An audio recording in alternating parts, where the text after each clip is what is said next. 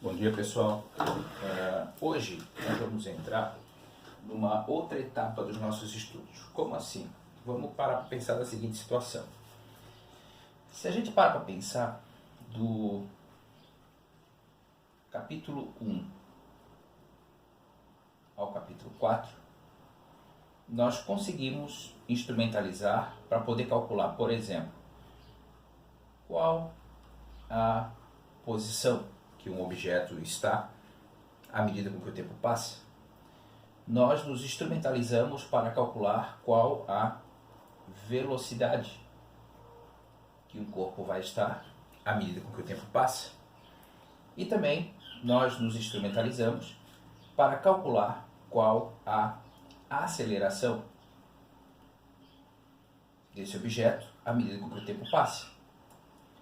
Quando chegamos no capítulo 5 e 6, nós percebemos que se existe uma... deixa eu só corrigir aqui rapidinho. Se existe uma aceleração, faz-se necessário haver uma força que está gerando essa aceleração.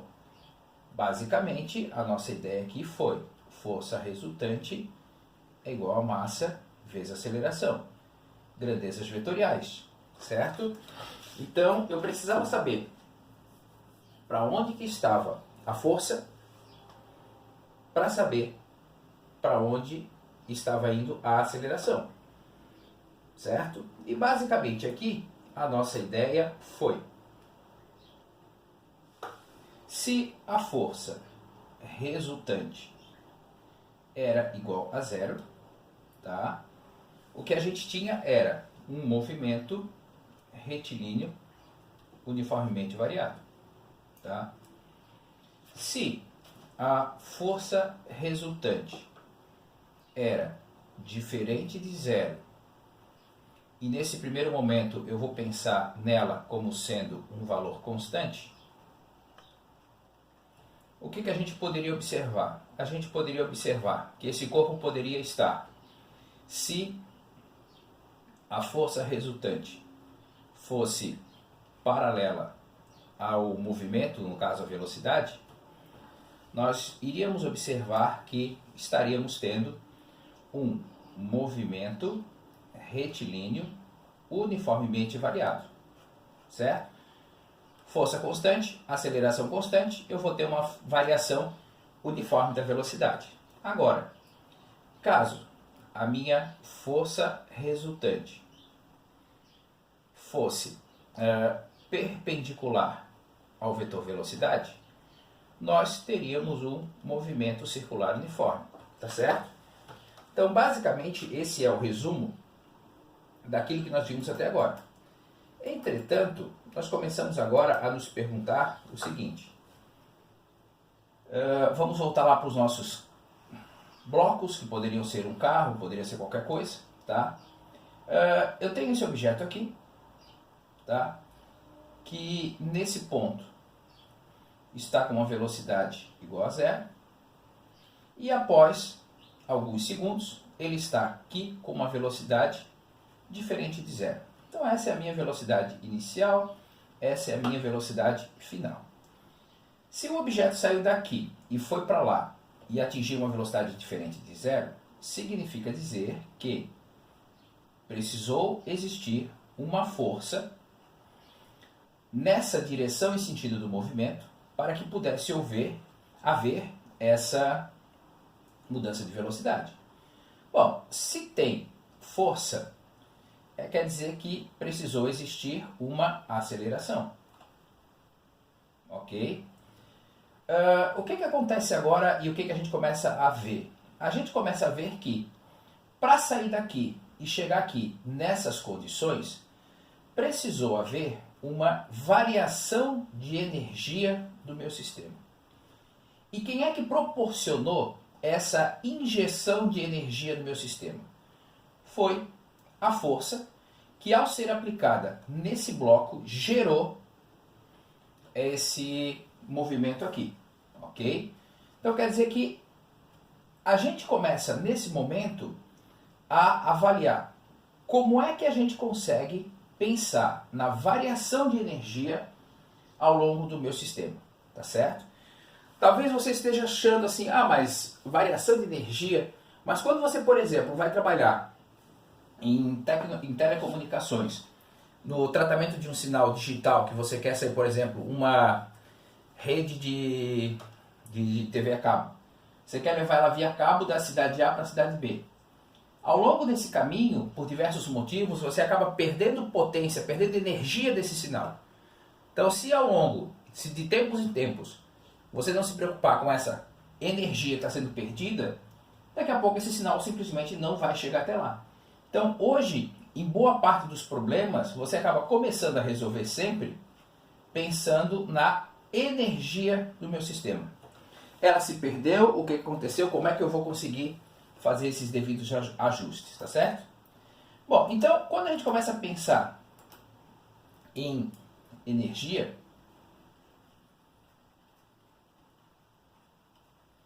começamos com aquelas velhas dificuldades. O que é energia? Tá? Bom, então eu penso que quando a gente pensa em energia, a gente pode lembrar que ela assume a forma, por exemplo, de calor. Então nós temos energia calorífica, nós temos a energia na forma elétrica, que vocês vão usar muito ao longo do curso, tá? Nós temos a energia na forma luminosa, nós temos energia na forma sonora, tá? Nós temos energia na forma nuclear e nesse curso aqui nós vamos nos preocupar basicamente com a energia mecânica, tá? Então o nosso foco aqui vai ser a energia mecânica, tá certo? Então a primeira coisa que você precisa perceber ou gravar é a energia. Ela é uma grandeza escalar, ou seja, ela não tem direção, não tem sentido, tá certo?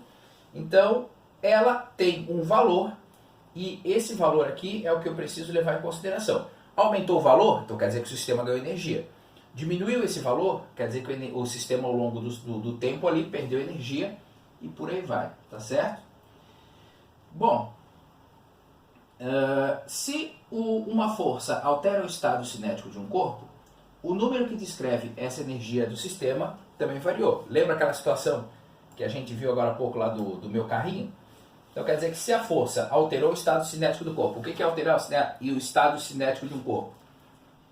É aumentar a velocidade dele, é diminuir a velocidade dele, é mudar ele de direção, mudar ele de sentido. Então, se houve esse tipo de situação, houve a variação da energia do meu sistema, tá certo?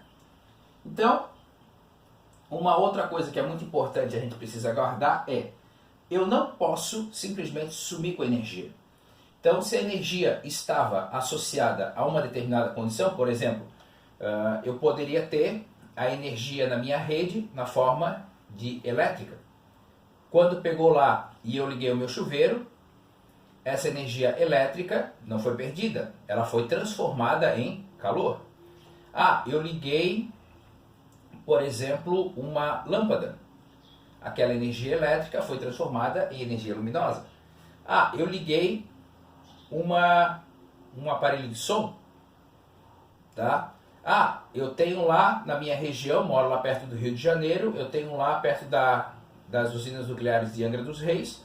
Então eu tenho, por exemplo, a energia nuclear, que é transformada em energia elétrica, tá? Se eu, por exemplo, estou aqui na região sul, basicamente nós somos abastecidos pela usina hidrelétrica de Itaipu, tá? Então, Lá a energia mecânica é transformada em energia elétrica. Então quer dizer que a energia ela não pode ser perdida ou criada, ela simplesmente tem que ser transformada. Eu tenho que sair de uma fonte para outra e esse é o círculo vicioso, vamos dizer assim, da energia, tá certo? Bom, a primeira energia que nós vamos ver ali é a energia cinética. Bom, o Halliday traz a energia cinética, tá, como sendo a letra K, ok? Só que daqui a pouco você vai ver que essa letra K ela vai acabando virar muitas coisas ao longo dos nossos estudos. Então a gente precisa tomar um certo cuidado para ver o que esse K vai virar. Então toma cuidado que esse K aqui pode aparecer depois como outras variáveis. Bom, a energia cinética, o que é que você precisa saber? Quais são as grandezas que influenciam na energia cinética? Bom, a massa influencia na energia cinética. Ou seja, por exemplo, imagina um carro de passeio e um caminhão andando a 80 km por hora, na mesma velocidade. Aquele objeto que tiver maior massa, ele por consequência vai estar com mais energia associada, tá? Então a massa é uma grandeza aí diretamente proporcional, tá certo? E a outra grandeza que influencia na energia cinética é a velocidade, ok? Então, se eu tenho um carro a 80 km por hora e o mesmo carro a 100 km por hora, quanto maior a velocidade, maior a energia cinética associada a esse movimento. Entretanto, tá, essa nossa energia cinética, ela funciona assim: massa vezes velocidade ao quadrado sobre 2. Ou seja, se eu duplico a massa, eu duplico a energia cinética para uma mesma velocidade. Agora, se eu duplico a velocidade, 2 ao quadrado, eu quadruplico a energia cinética do meu sistema, tá certo? Então, a energia cinética é essa grandeza aqui que depende da massa e da velocidade, tá? Quando eu paro para pensar aqui nas unidades de medida, a energia cinética vai ser joules, tá? Essa energia cinética no sistema internacional vai ser quem? O quilograma, que é a unidade de massa, vezes a unidade de velocidade ao quadrado, ou seja, metros ao quadrado por segundo ao quadrado. Então, 1 joule é 1 kg vezes metro quadrado por segundo ao quadrado, tá certo? Então aqui a massa tem que estar em quilogramas e a velocidade em metros por segundo. Então essas unidades de medida aqui, elas precisam ser respeitadas, tá certo? Bom, e aí o que acontece? No primeiro exercício que a gente tem lá no Halliday, ou seja, o exercício, o problema 7.01, que está lá na página 149, ele está me dizendo o seguinte: a energia cinética em um choque de 2 locomotivas. Em 1896, no Texas, William Crush posicionou 2 locomotivas em extremidades opostas de uma linha férrea com 6,4 km de extensão. Então aqui está a minha rodovia, tá? Aqui está o trem 1, aqui está o trem 2. Daqui até aqui eu tenho 6,4 km de distância, tá certo? Acendeu as caldeiras, amarrou os aceleradores para que permanecessem acionados e fez com que as locomotivas sofressem uma colisão frontal em alta velocidade diante de 30 mil espectadores. Centenas de pessoas foram feridas pelos destroços, várias morreram, supondo que cada uma das locomotivas pesava. Então olha só, ele está falando de peso, não é massa. Então a força gravitacional dessas locomotivas, 1,2 vezes 10 na 6 newtons, tá certo? E tinha uma aceleração constante. Então deixa eu só levar aqui um pouquinho para cima. de 0,26 metros por segundo ao quadrado, tá certo? E aí ele pergunta, qual era a energia cinética das duas locomotivas quando ocorreu o acidente? Então vamos lá, tá? Para eu calcular a energia cinética, é massa vezes velocidade ao quadrado sobre 2. Como as duas locomotivas têm as mesmas características e elas vão dessa forma se encontrar exatamente no meio, eu preciso encontrar quanto que vale essa velocidade.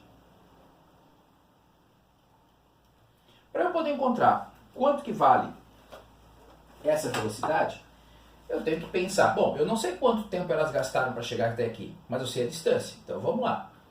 A velocidade ao quadrado é igual a velocidade inicial ao quadrado mais 2 vezes a vezes ΔX. Tá certo? Então a velocidade eu não sei.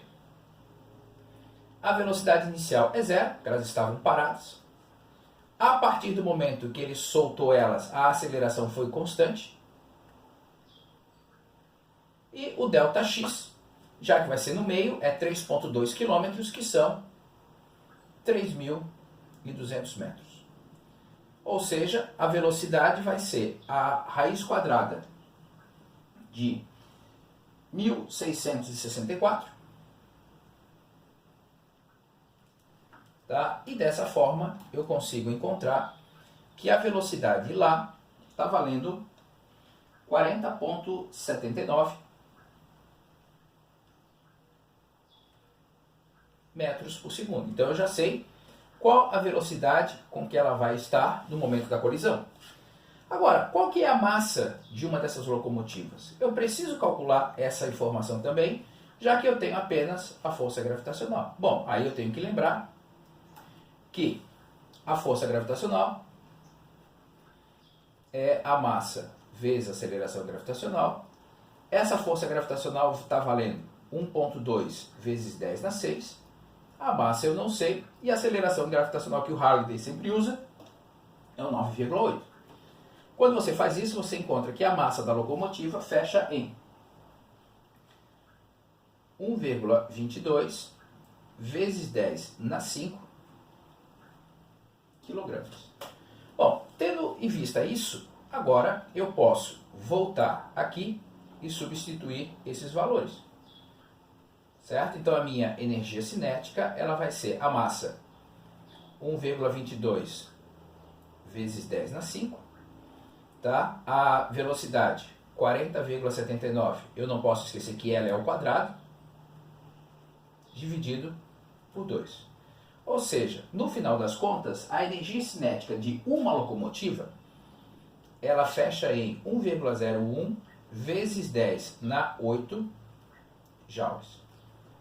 Como são duas locomotivas, tá? A energia total envolvida na colisão salta para 2,02 vezes 10 na 8 joules. Tá certo? Então, a energia cinética associada nessa colisão, ela possui um valor extremamente alto e por isso que de todas aquelas pessoas acabaram morrendo uma série delas, tá certo?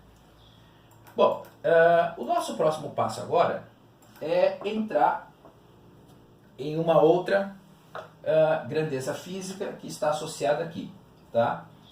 Então, a grande questão agora é a seguinte, quando a gente vai definir energia, uma das definições é energia é a capacidade de realizar trabalho. E aí aparece a discussão dessa outra grandeza. O que é trabalho? Por exemplo, se eu estou conversando com alguns de vocês ou com seus pais, enfim, de repente trabalho é aquilo que ao longo de um determinado período de tempo vai te trazer um retorno financeiro. Tá? Se eu estou conversando com um aluno, vai ser aquela atividade que ele vai ter que entregar depois de um certo tempo, para dar um retorno de nota para ele, tá? Aqui na física, o trabalho está associado à energia. Então, por exemplo, quando uma força faz com que um carro saia do repouso e atinja uma velocidade x, isso está significando dizer que, ao longo daquele processo, eu injetei energia através daquela força, ou seja, aquela força realizou trabalho. Então, essa é a palavra que está associada à inserção ou à retirada de energia do meu sistema, tá certo? Para a gente poder chegar numa definição matemática do que é trabalho, tá? Eu posso pensar na seguinte situação. Então, deixa eu só... Aqui está o meu objeto, tá? Aqui está o meu bloco, ok? Aqui eu tenho qual que vai ser o sentido do meu movimento. E aqui eu tenho a força que está fazendo um determinado ângulo θ com essa horizontal, tá certo? Então, a partir do momento que eu começo a aplicar essa força, eu começo a ver que esse objeto passa a se deslocar com uma certa velocidade e aceleração para esse lado aqui, ok? Bom, quando a gente começa a pensar na lei de Newton, na segunda lei de Newton, então, força resultante é igual a massa vezes aceleração. Só que como a gente está pensando nesse momento apenas no movimento unidimensional, então eu vou ter uma força resultante na direção x, que vai gerar uma aceleração na direção x, tá certo? Bom, para eu poder dar continuidade, eu preciso me preocupar em calcular essa aceleração. Vamos pensar que a gente pode calcular essa aceleração a partir da aplicação da equação de Torricelli. V ao quadrado é igual a V0 ao quadrado mais 2 vezes A vezes o ΔX. Bom, como eu não estou aqui imaginando, eu estou tratando de um movimento unidimensional, sem a possibilidade de ficar indo e voltando nesse primeiro momento, esse ΔX aqui, ele vai ser a distância entre os pontos inicial e final, tá certo? Então eu posso reescrever isso da seguinte maneira. V ao quadrado igual a V0 ao quadrado mais 2 vezes A vezes D. Então, lembrando que o meu foco é isolar essa aceleração, tá certo? Fazendo esse isolamento, olha só o que acontece. A minha aceleração vai ser a velocidade final ao quadrado menos a velocidade inicial ao quadrado, joguei ela para lá, tá? Sobre 2D. Bom, quando eu pego essa informação aqui e jogo lá em cima de novo, olha só o que acontece. A minha força resultante na direção x, tá? Ela vai ser a massa que multiplica velocidade ao quadrado menos a velocidade inicial ao quadrado sobre 2D, tá certo? Se eu começo a fazer a propriedade distributiva aqui, olha só o que acontece. Força resultante na direção x é igual a massa vezes a velocidade ao quadrado menos massa vezes velocidade inicial ao quadrado sobre 2D, ok? Bom, para poder ajustar e chegar na conclusão que vai ser pertinente, eu vou fazer o seguinte, eu vou colocar essa distância para cá. Opa, esqueci de mandar a distância para lá.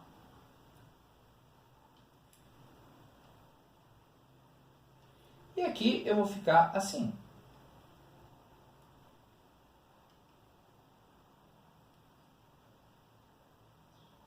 Correto?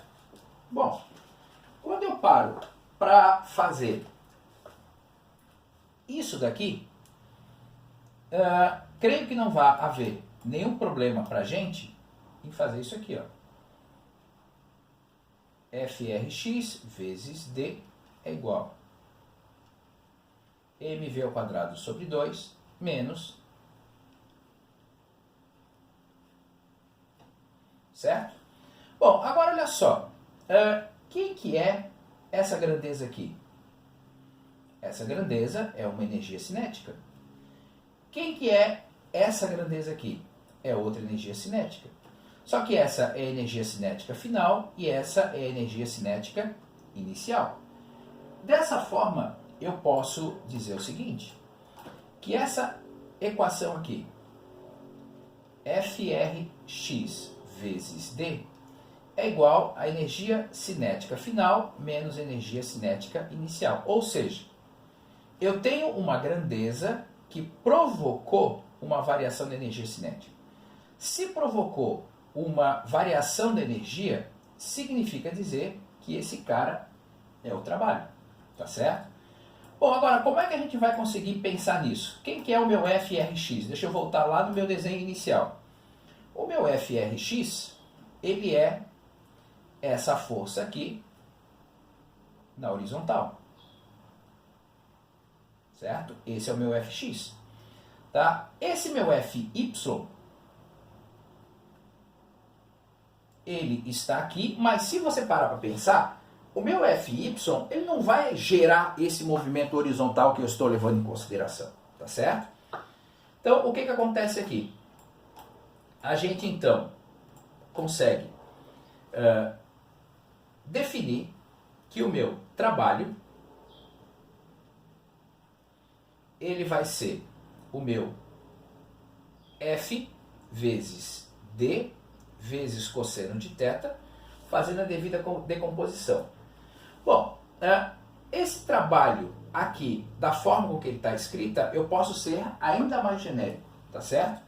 Onde o F vai ser escalar com D.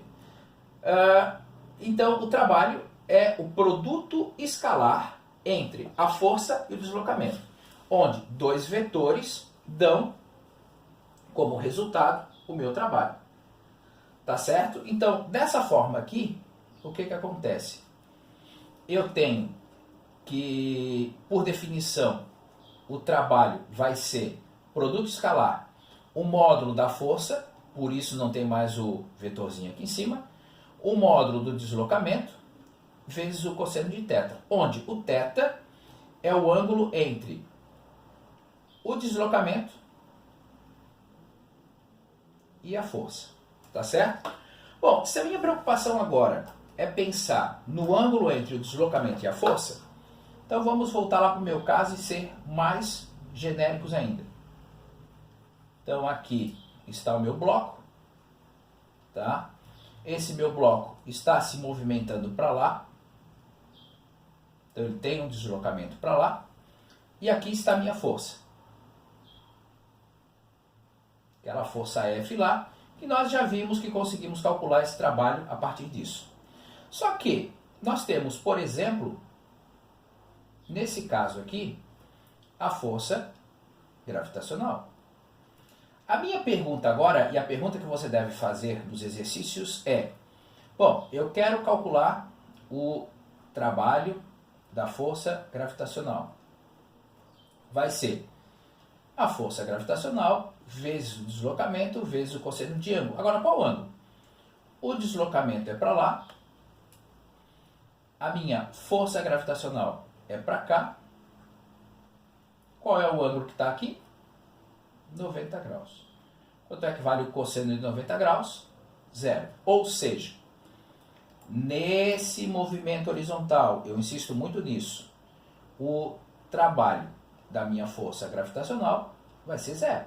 Ela não vai nem ajudar, nem atrapalhar o movimento. Agora, se por exemplo, eu estou falando de uma força de atrito,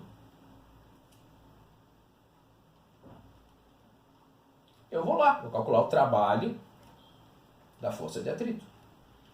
Então vai ser o valor da força de atrito, o módulo dela, vezes a distância vezes o cosseno de um ângulo. Agora vamos lá. A força de atrito é para cá.